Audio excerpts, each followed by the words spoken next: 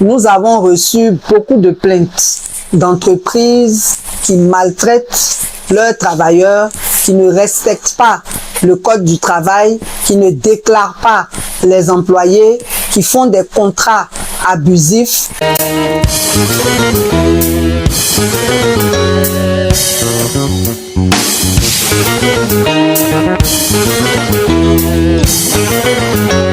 Citoyens, citoyennes, bonjour. Le 23 mai 2023, nous avons reçu la visite d'un groupe de travailleurs de la société Eco et Bioni, une société qui travaille dans le domaine de la salubrité. Et tous ces travailleurs-là sont venus nous voir pour dénoncer le fait qu'ils aient été renvoyés abusivement. Nous avons donc décidé d'écrire à Eco et Bioni, mais en attendant qu'ils nous répondent, nous voulons que vous-même, vous puissiez constater la souffrance des travailleurs, la souffrance de tous ces travailleurs qui donnent tant, mais qui reçoivent si peu et qui parfois sont très mal récompensés. Voilà. Donc vous allez suivre les témoignages et nous allons revenir à vous. Moi, c'est Naounou Anne Liliane. J'ai jamais vu quelqu'un qui travaille dans une entreprise, dans une société, qui a fait un accident de travail, qu'on renvoie. Depuis le 22 septembre, Eco est venu arrêter moi mon contrat.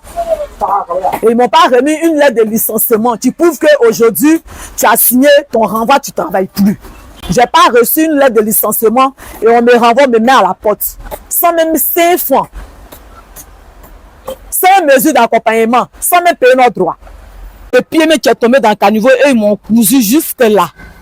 2 mois après encore, voilà mon taxi qui est venu monter sur moi et ça là, ça a été opéré. Donc voilà mes pieds qui sont là. C'est accident balayer. On est en train de faire balayer. Et puis Bini. C'est moi qui balayais premier. C'est nous qui avons commencé à travailler, balayer et puis Bini. Voilà mon bras là, c'est gâté comme ça. C'est gâté, voilà ça.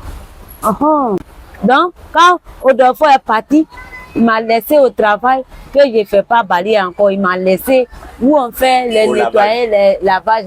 Et puis Odolfo est parti, on m'a laissé au dehors. Voilà ça, on m'a laissé. Oui, j'étais à Bila. On m'a fait sortir là-bas, il n'y a pas l'argent pour payer. Hein?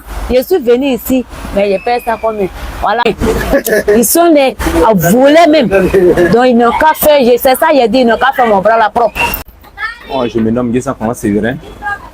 Je suis le président des victimes d'Eco et Bioni. Voilà.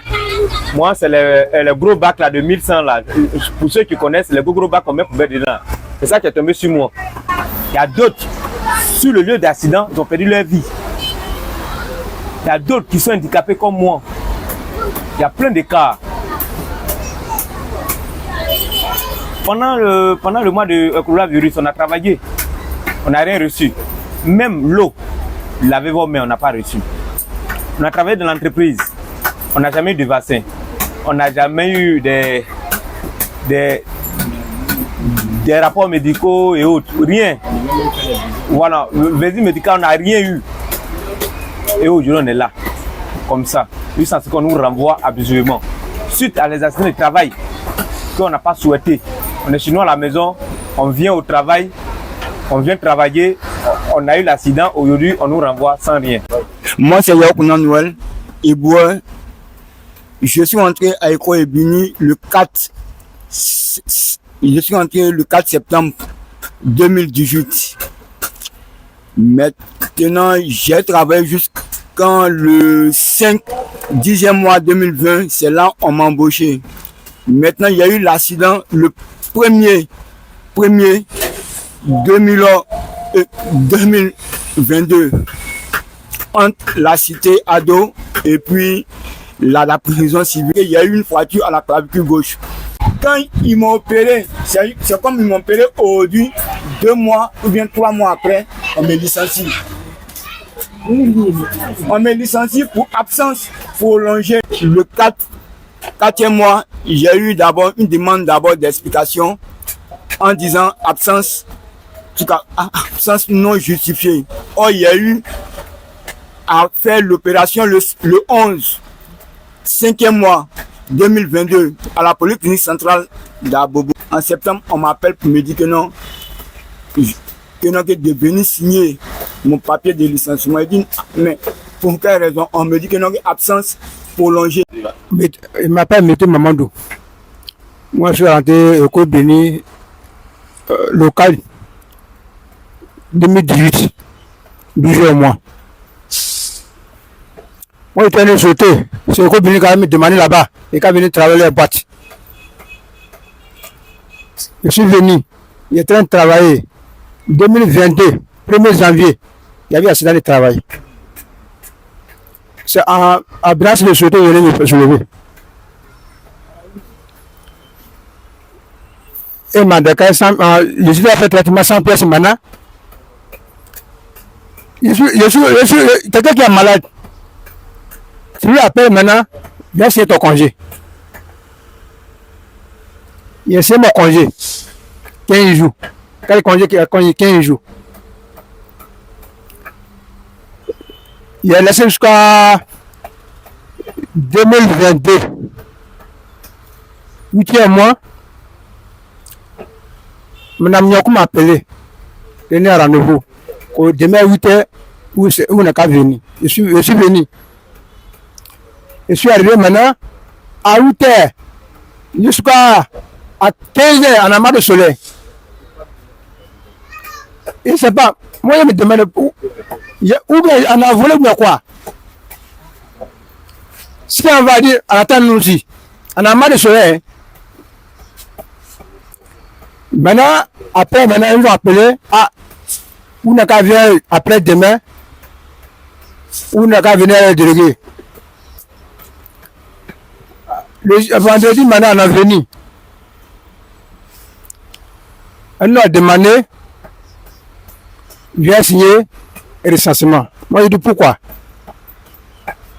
Madame Nakou dit qu'au niveau de la Côte d'Ivoire, là, si tu es accidenté, tu as eu un accident, à partir de 6 mois, on doit te renvoyer.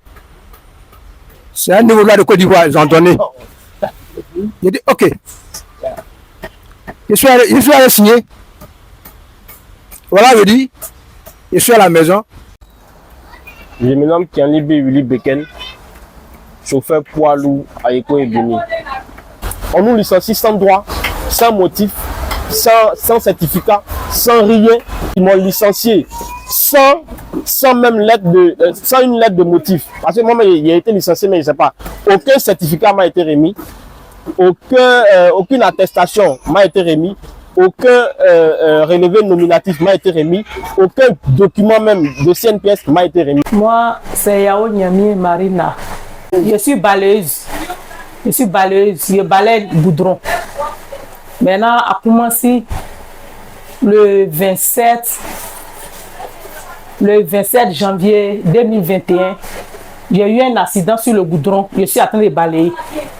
Il y a un camion de sable qui passait à Giakona. Il y a un pneu qui est cassé. Quand c'est cassé, comme sous mon pied. En tout cas, je suis tombé, mais à cause des fumées là, je me suis levé. J'ai dit, il ne faut pas que l'autre voiture va venir m'écraser. C'est ça, je me suis mis à côté où il y a la clôture. Donc, après, je suis parti voir le superviseur là, Madame Patricia, pour l'expliquer. Comme j'ai eu le premier accident, ils ne m'ont pas déclaré. Moi, je me suis soigné. Là, je ne parle pas de ça. Encore deuxième accident, c'est ça. Je dis, ah, il faut que je dise. Et puis, ils vont me déclarer aussi. Mais mon rein là, quand je suis tombé là, on dit, il y a un rein qui veut sortir. Ce n'est pas déclaré. On ne me soigne pas. La CNPS n'a pas pris ça en charge. Mon rein, à l'hôpital clinique Farah, ils ont fait scanner là-bas. Ils m'ont dit, il ne faut pas y soulever quelque chose qui est lourd. Il ne faut pas y marcher pour aller loin. Il ne faut pas y m'abaisser pour me laver. Donc, où je suis là, je m'assois pour me laver. J'ai mal. Je n'ai pas l'argent pour me soigner.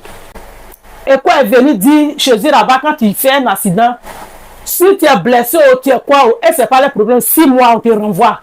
Il ne te prend plus en charge, 6 mois on ne te prend plus. Donc on te renvoie et ce n'est pas le problème. C'est comme ça, ils m'ont renvoyé. Et j'ai toujours mal. On nous a renvoyés comme ça. Pour dire que pour nous, c'est fini comme ça. On ne nous prend plus. Moi-même, Mme Nyankou m'a dit que je ne peux plus travailler. Donc, on ne peut rien faire pour moi. Donc, c'est comme ça. On nous a renvoyés. Je m'appelle Dieu Depo Viviane. Je suis rentré à Eko Ebini le 19 mars 2019. J'ai eu un accident le 24 février en 2020. Lorsque je balayais, il y avait à Trècheville, il y a eu un embouteillage. Donc les voitures étaient garées, nous on balayait. Parce que nous on nous dit toujours, tant qu'il n'est pas l'heure, il faut balayer. On donne les longues distances et on balaye toujours. L'heure d'évaluation arrivait, on n'avait pas encore fini. Donc on balayait. Il y a eu un embouteillage. Donc il y a une voiture qui est quittée là-bas, cherchait route pour pouvoir passer. Donc où j'étais arrêté avec un mur derrière. Donc je suis quitté sur la voie, ça sur le trottoir, il s'est arrêté. La voiture est quittée là-bas, venue me ramasser où il y a trottoir là. Donc c'est mon côté gauche, la voiture a soulevé. Donc j'ai cogné le mur qui est là et je suis tombé. Quand je suis tombé, les minutes qui ont suivi, mon bras enflé. Ils m'ont envoyé sans droit. Parce qu'ils disent qu'il y a duré à la maison. Alors que j'ai un bras qui ne fonctionne pas. Je suis rentré dedans plein, mais je sors maintenant, je suis invalide. Handicapé. On est en Afrique. Une femme dans son foyer doit piler pour tout, doit laver habiller, doit faire tout. Mais moi, c'est les gens qui font pour moi. Je ne travaille pas, je ne veux pas prendre servante. Mon mari aussi, il se débrouille. Je suis mère de 4 enfants. Je suis une mère de 4 enfants. Donc, de nos jours-là, tu travailles de maintenant là, si tu n'es pas ton mari, qui va aider ton mari? C'est nous les femmes. Mais à la maison, je ne peux rien faire. Et puis, ECHO nous renvoie sans droit. Vraiment, je demande à l'autorité ivoirienne de nous aider dans nos combats parce que ça ne va pas. On ne peut pas rester toujours là et puis ils vont tout nous faire du mal et puis on est assis à la maison. Vraiment, aidez-nous. Ayez pitié de nous.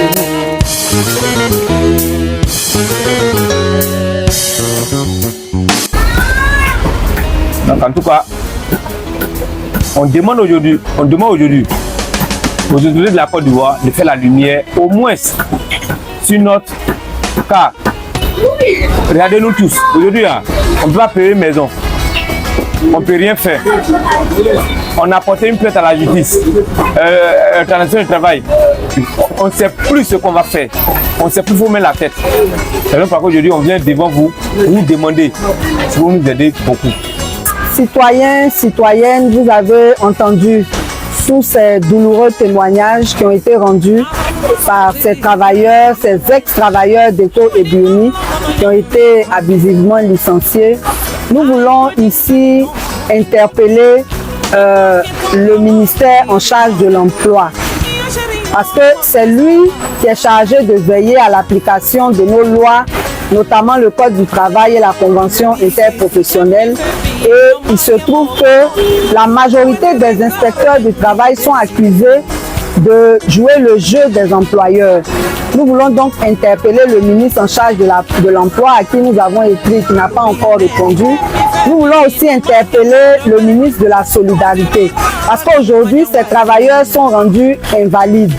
Même s'ils voulaient travailler, ils ne peuvent plus parce qu'ils ont un handicap. Donc, il serait bien que des dispositions soient prises pour leur apporter un appui afin qu'ils puissent avoir une activité qui leur permette de survivre. Vous avez vu vous-même le cas de la sœur Massandje qui aujourd'hui est obligée de ramasser des boîtes pour les vendre. Ce n'est pas une vie décente. Vous avez vu son logement également. Elle est dans des conditions difficiles. Donc, ce sont des personnes qui survivent. Et si le gouvernement a vraiment une politique sociale, il devrait s'intéresser de près à ce genre de cas. Non seulement pour qu'ils soient indemnisés selon les textes, qu'ils entrent dans leurs droits, mais qu'on puisse leur apporter un appui pour qu'ils puissent travailler. C'est l'année de la jeunesse.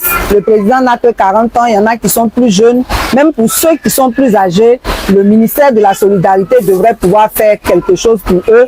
Nous lançons aussi un appel à tous ceux qui nous suivent, qui sont des potentiels employeurs. Si vous voulez aider certains parmi eux, vous pouvez nous contacter. Nous serons très heureux de vous mettre en contact.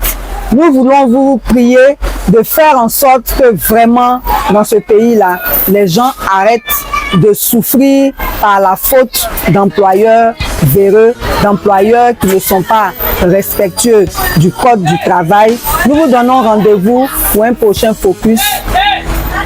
À bientôt.